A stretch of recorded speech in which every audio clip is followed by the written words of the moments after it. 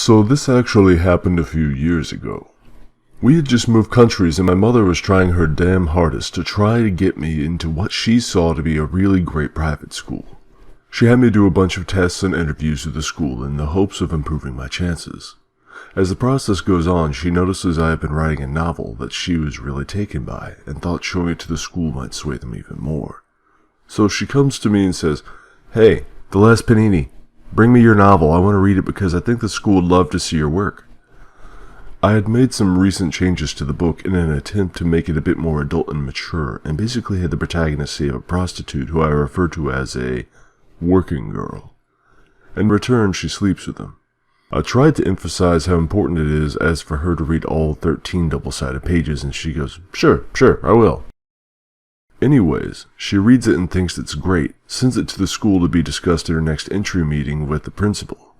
At the meeting, the principal brings it up, says how he thinks I'm mature and wrote the story well, but then brings up one issue. He mentions the term working girl, the principal says.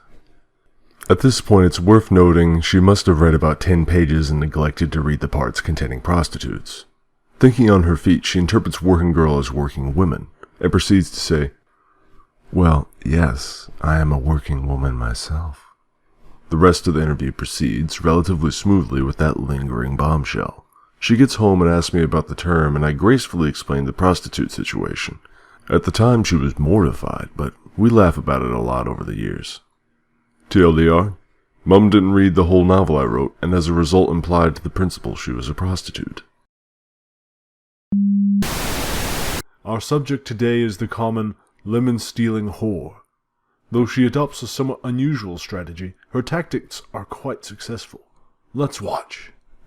The ritual begins not with an attempt to show off her ample bosom or her other physical features as one might expect.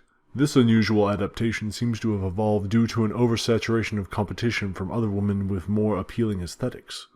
The LSW instead gains attention by rather brusquely entering the male's territory and attempting to pilfer food directly from the male's home.